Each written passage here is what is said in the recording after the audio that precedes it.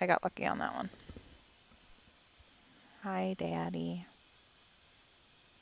I don't know if it's going yet. I did start the stream, but oh yeah, it is going now.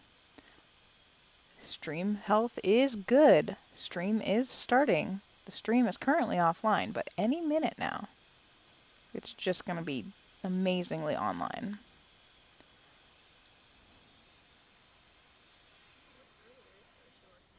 Yeah, you'd think.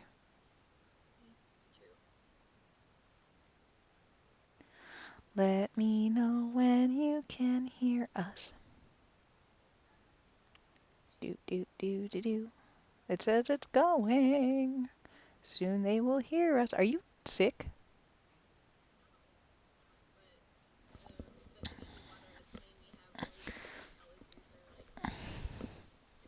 I get that. Oh my gosh, I'm so hungry.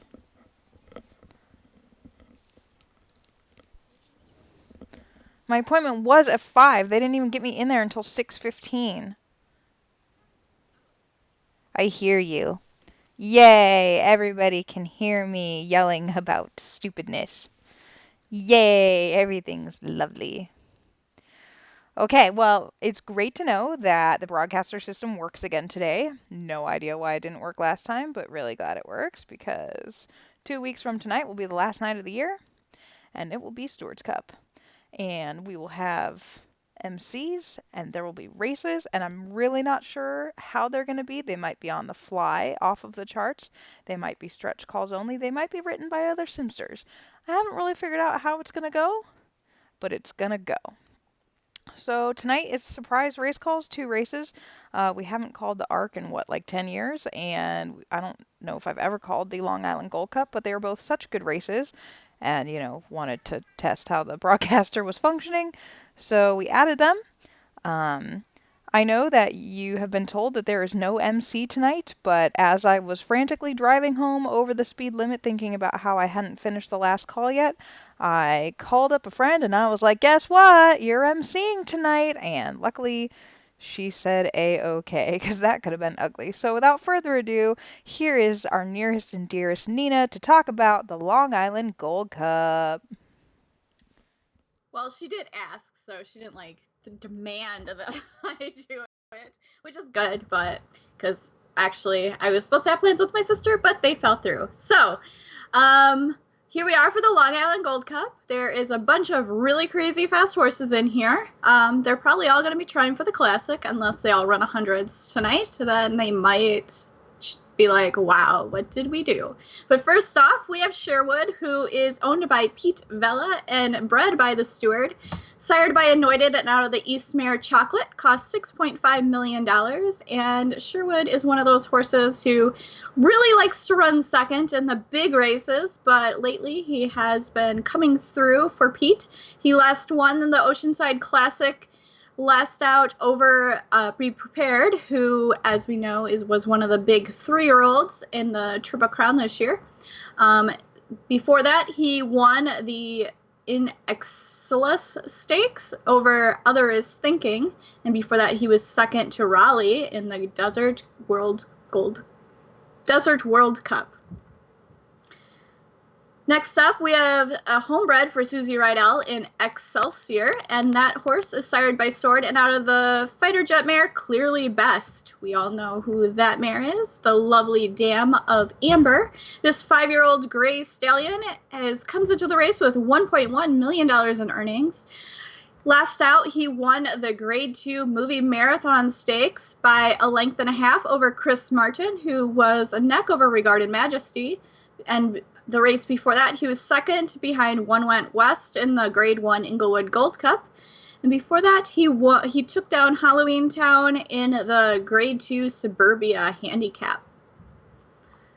Horse number 3 is probably the horse that will be right on the lead. Jack Skellington, owned by Elise Peveril and bred by the steward, cost $12.5 million at the TBS yearling sale. This 3-year-old is sired by Rambling and out of the Braveheart Mare Adventure. Has 6 wins to 8 starts, $1.6 million. Last out, took down the Mighty Tahoe in the Midsummer Classic. And before that was second to Be Prepared in the Long Island Classic.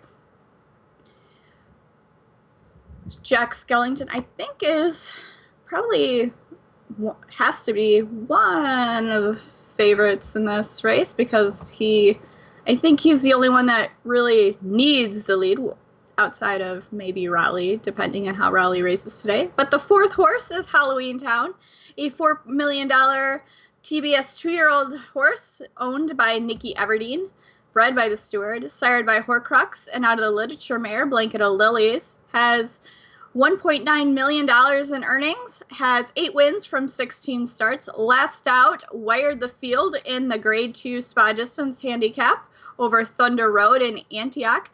Before that, sat just off the pace behind the leaders in the Grade 2 Metropolitan Handicap, where he won by a length and a quarter again over Thunder Road. And before that, he was second to the Pumpkin King in the Grade 1 Baltimore Special. Last up, we have Tim Matthews, Raleigh, who is also bred by the steward, cost Tim only $753,000 at the TBS yearling sale. Sired by Thieves and out of the Just Victory mare, Timeless, has 9 wins from 20 starts, $3.7 million in earnings, was 4th last out in the Oceanside Classic behind Sherwood and Be Prepared. Before that, won the the Chris Christie Stakes, wired it over Break the Rules and Mount St. Helens. And as we all know, he was the wire-to-wire winner in the Grade 1 Desert World Cup over Sherwood and Heart of the Storm. And that is this field for the Long Island Gold Cup. Good luck all, and hopefully your horses don't run too fast. And we will turn it over to the steward. Maybe. Possibly. I suppose you can turn it over to me, but I was not quite done. I'm literally like a 16th of a mile away from being done, and now I have to talk with 5 minutes to go before post time. I see how it is. But since you stepped up, which I super appreciated, I will take over. So today is our third to last broadcast of the year because week 16 Thursday is the 2-year-old night for Stewards Cup, which I do believe is March 17th. I'm not looking at a calendar, but I seem to think that's true. I would totally love to spill some 6.5 magic to you guys, but with the admin in here, I'd probably better not, because that's just naughty of me.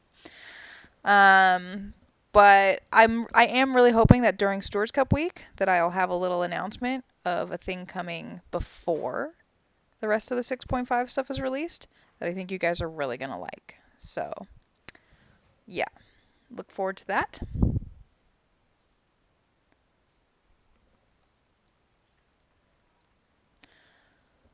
Four minutes post for one of the saltier races of the year, $29,000 in the betting pool. I feel like we could easily get this over $50,000 though. Yes, Jack Skellington was called in a recent article the horse that is supposed to, quote, easily dominate this race, but I don't personally see how that's true. When you have the Desert World Cup winner in here in Raleigh and Halloween Town's coming off all those victories at the same distance, and all Sherwood did was just Be Prepared on the line in the Oceanside Classic. So basically, the only way that this race could have been any better at all is if Tahoe and Be Prepared were in here. Be Prepared does run tonight at a different racetrack, and Tahoe is taking the week off after a tough campaign. We expect all these horses to be back 2 weeks from now.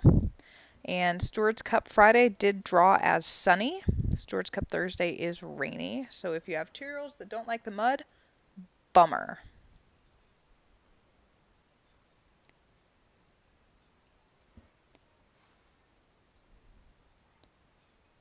I'm starving, and I haven't eaten yet, and there's enchiladas, and I can smell them.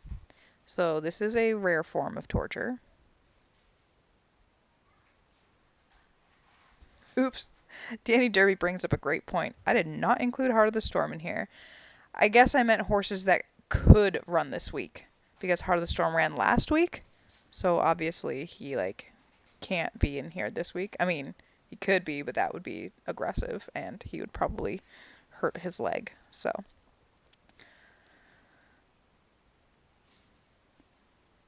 in that Stewards Cup Classic, we do expect basically this field plus Heart of the Storm plus Tahoe plus Be Prepared plus DI Hardy plus Crusader. It's a pretty exciting race. Maybe one of the better ones we've seen in years. So I am looking forward to that.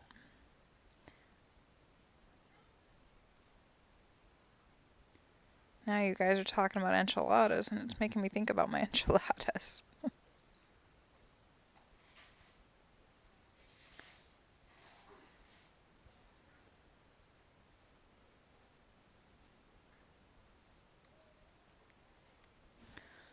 Probably the longest shot in this race is Excelsior, who all he's done is win $1.1 million and is coming off of a win at a mile and a half with an 82. But 2 starts back, he did win over Halloween Town. It's the last time Halloween Town lost, I believe. Going a mile and a quarter. Trainer Susie Rydell has been pointing for this race all year with this horse. Doesn't even care about the Stewards Cup Classic. She wants to win this one.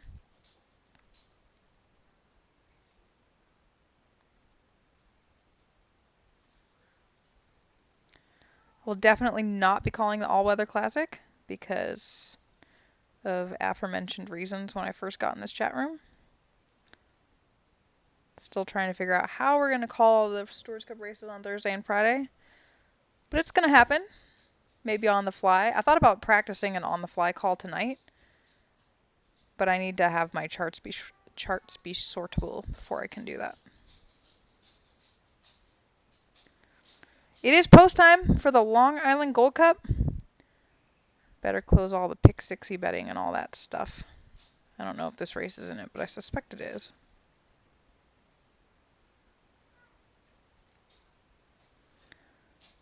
Field of 5.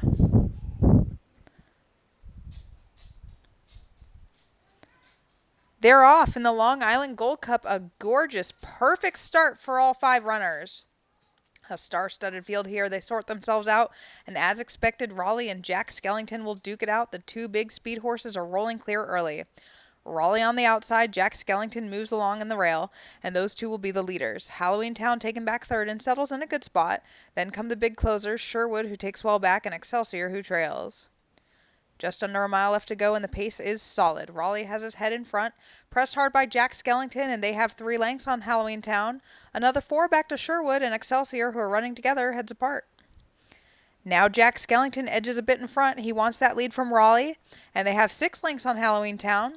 Sherwood has dropped well off the brisk pace. He's another 7 back 4th, 14 lengths from the leaders, and Excelsior has dropped back last. But it's a dogfight up front, rounding into the far turn. Jack Skellington, he's leading by a half length and starting to draw clear. But Raleigh isn't done yet. He's still slugging it out. Halloween Town coming on now, snaking his way to the leaders. And Sherwood gets the cue to go, and they're turning into the stretch. Jack Skellington and Raleigh are still heads apart. Halloween Town is rushing up 3 wide, and now Sherwood getting involved. Sherwood, he's 5 back, but he's rolling on.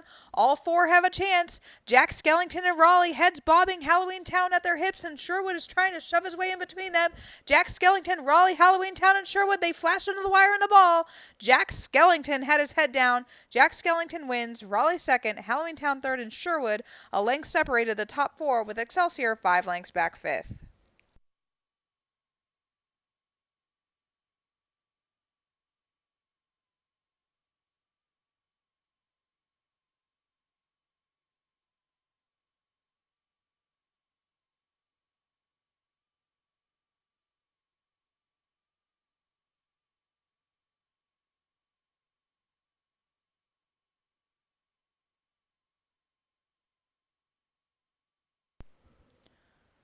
The official winner is Jack Skellington by a head. He's a 3-year-old black colt by Rambling out of Adventure by Braveheart. He is owned by Elise Peverell and was bred by the Steward. This is his 7th win in 9 starts, and he now goes over $2 million in earnings. Next up, we have the Arc de Triomphe, $4 million on the line, and to talk all about that, here is maybe Nina. Maybe me. But anyway, remember that time Year 33? Well, some of you newbies probably won't remember, but way back when Year 33, when there was like 10 millionaires, it might have been 12, I can't remember because you can't see the earnings in a chart. Back then, when Elysian Park took down quite the feat and the whole field of a zillion millionaires in the Arc de Triomphe. Well, this field tried to do something similar but only came up with 6 horses, but all 6 horses have earned over $1 million, so that's exciting. So for this arc, we start off with Electric Blue. This is a homebred for Nick Gilmore. This 5-year-old dark bay stallion is started by Moon Shattering and out of the Tattered Mare in Excess. Has 12 wins from 17 starts, $3.6 million in earnings. Last out, took down Imperative in the Grade 1 King George Stakes. Before that was second to Drogon in the Grade 1 London Cup. And before that was third behind Imperative in Ianto in the Desert Turf Classic. Second horse in the field is Danny Derby's Steward bred, Burning Up a Sun. Burning Up a Sun cost Danny $3.4 million at the TBS yearling sale. Sired by Gohira and out of the Black Condor mare, Sieve. This horse has 8 wins from 18 starts, $2.1 million in earnings. Was third last out in the Worldwide Stakes behind Return to Acapulco and Ianto. Before that was second in the Prince of England Stakes behind Ianto. And then before that won the Desert Duty Free by a neck over Guilty Remnant and Djali. Does this horse want 12 furlongs? I guess we shall see. Has he won at 12 furlongs? He has...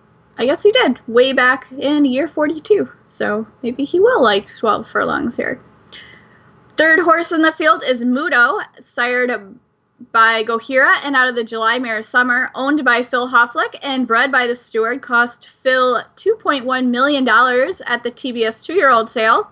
Has 11 wins from 20 starts, $1.4 million in earnings. Was fourth last out in the Worldwide Stakes.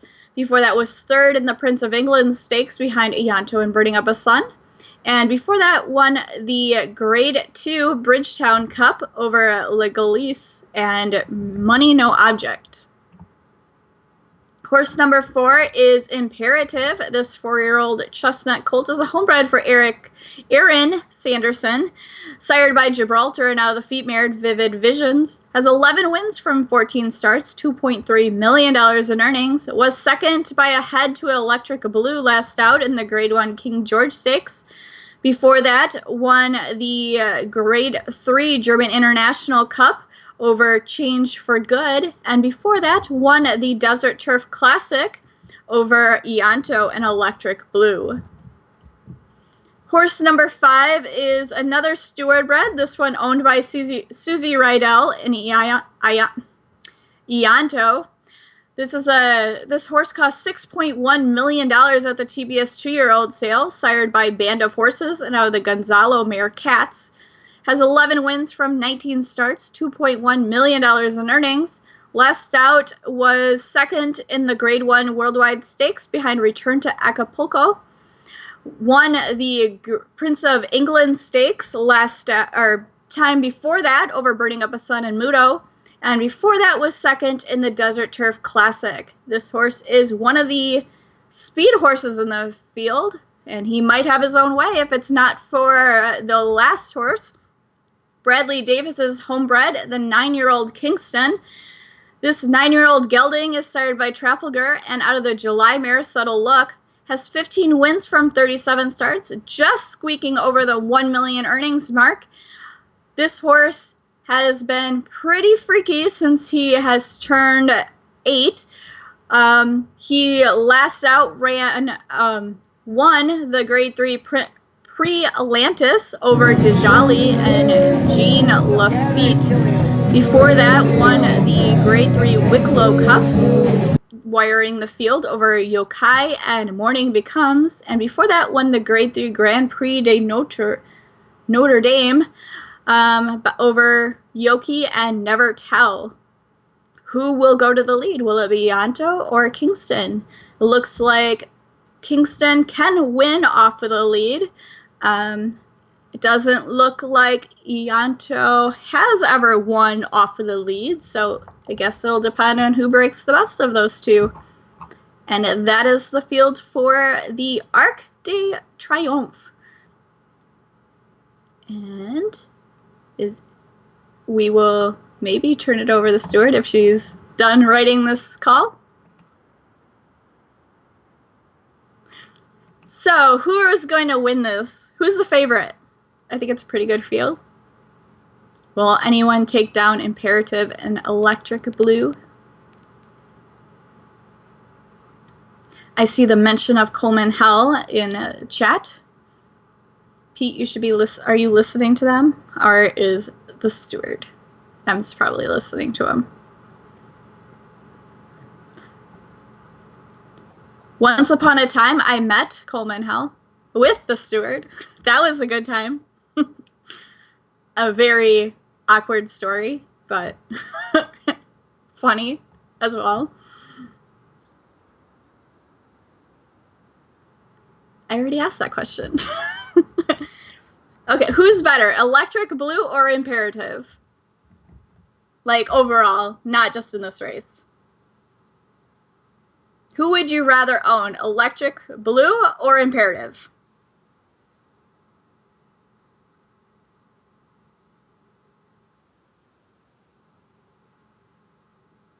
I did meet Pete the same night that I met Coleman Hell.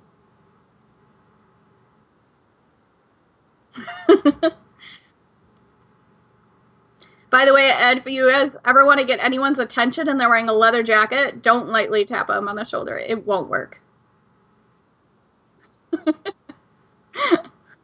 Just saying. Pete wins. He picked D.I. Hardy. No, Pete is not Coleman Hell. Because I have pictures of myself with both of them. They're not the same person. And we will turn it over to the steward.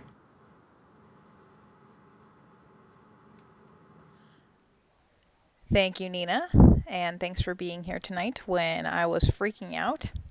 If you missed the beginning of this, I had an MRI that was originally scheduled to get there at 5, start the MRI at 5:30, get out at 6:15. I'm like, that'll be great. I'll be home by 6:30. It'll be great.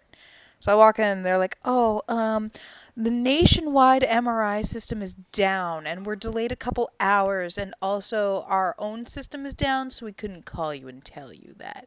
And I was like, well, I guess I'll just wait. I said, I need to be out of here by 7. And they're like, it'll probably be 7-ish. And I was like, okay. And meanwhile, MRIs are basically the worst thing that can ever possibly happen to you.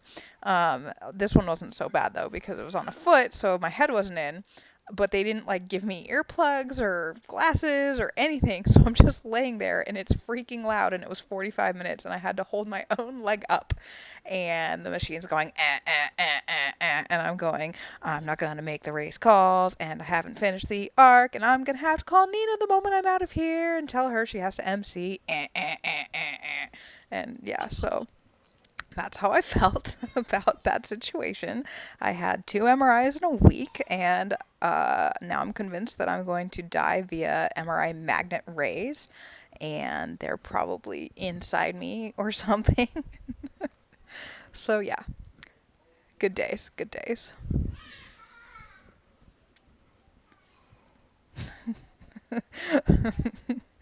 Bradley, I'm laughing at your thanks, Obama, just because my health insurance randomly ran out like 2 days ago, and no one decided to warn me. No one else on the policy thought it was a good idea to warn me before the MRI was scheduled for today, so I definitely just paid for it out of pocket. Yeah. Yeah, Stormy, the one that I had last week, I had to go head first with my hand tied above my head. Don't worry, I was drugged out of my mind because that was never happening otherwise. And even as I was going in, I was like, nope, nope, nope. And I went to squeeze the panic button and they kicked in. And I was like, oh, don't worry. Everything's good. It wasn't good, but it was tolerable. Anyhow, Enough about that. So 31,300 in the pool. Kind of want to get this to 50,000 as well because I just think this is a really evenly matched race. Obviously, Electric Blue and Imperative are the two big horses, but Ianto has also earned himself 2 million, and so is Burning Up a Sun. And Muto, he's just waiting for that one big win. And Kingston, yeah, he's 9, but he's having the best year of his life. So I don't know. I just think this is a great race. I did end up running the race with Drogon in it just because I was curious since everyone was mad at him for not running. I did not run it with that Australian crew like Savage and Joseph, the horses that ran 1-2 last year that are not here this year. I didn't run it with them, but I did run it with Drogon and he finished third. But that's just, it's today and he's far away, so it doesn't really give an accurate representation of what would have happened.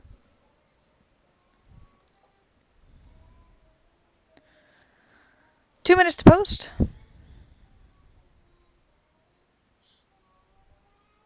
Dan, I am a sports journalist.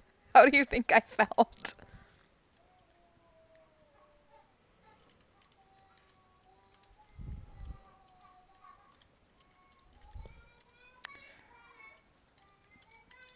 One minute to post now, and as soon as I'm done with this, enchiladas are going to happen. But I do hope that you all join me in 13 days for Stewards Cup Thursday. Again, no idea how these calls are going to be written, but it's just going to have to happen.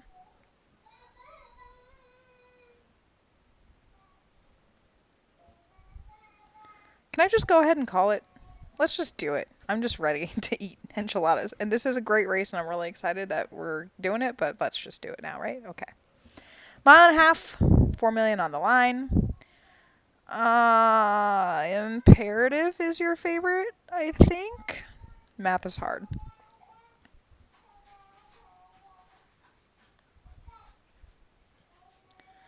They're off in the arc. 4 million on the line, and Electric Blue stumbles at the start. Rough break for the big horse Electric Blue. The rest are away well, and Electric Blue is collected and sent on. He'll be in the fervor early with the leader going to be Ianto. Ianto is out for an easy lead.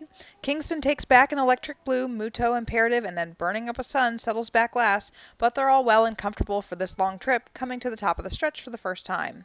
It is Ianto, leading by almost 3 lengths on a long rein. Kingston and Electric Blue are heads apart, 3 back to Muto, and another 2 back to Imperative, then Burning Up the Sun, who is the trailer. There's only a mile left to go in the arc, and Ianto has rolled out to lead by 5 lengths. He's rolling quickly, but they'll have to fly to catch him. Kingston and Electric Blue right there together, second and third, and 4 lengths back to the rest. Muto, Imperative, and another 5 back to Burning Up a Sun. A strung out field in the arc, no change in order right now. Ianto cruising, but his lead is shortening as Kingston gets closer. Electric Blue outside, and then Muto. Imperative is still a dozen lengths off the leader, and Burning Up a Sun trails the lot. They're rounding the far turn now, and Ianto's lead is down to 2 lengths. Kingston is closing in Electric Blue, and here's Imperative with his run now. Imperative, he's rolling and looks legit. Muto and then Burning Up a Sun. Ianto still leads into the lane, but he's collared by Kingston. Kingston goes sweeping by. Electric Blue is right there. Ianto can find no more, and Imperative is squealing down the center of the track. Nothing today from Muto. Imperative and Electric Blue, they're right together as we thought, but Kingston is right there too. Kingston, the old man, he's doing the best of the lot. Kingston, Imperative, and Electric Blue in a thrilling arc. It will be Kingston who bombs the Arc de Triomphe. Imperative there second, Electric Blue alongside third, then Ianto back fourth, and Muto and Burning Up a Sun.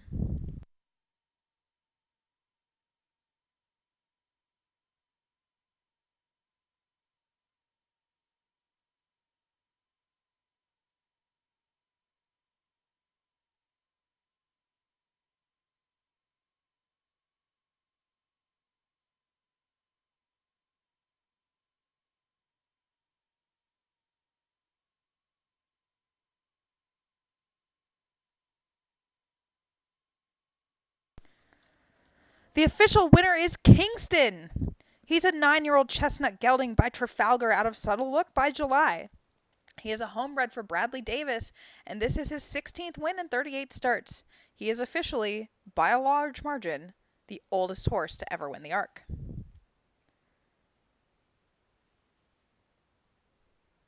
I was completely boggled when I saw that, by the way. I was not expecting that result. And so I know Brad probably was getting annoyed that I was ignoring his horse in the pregame show, but I was just giving you a hard time.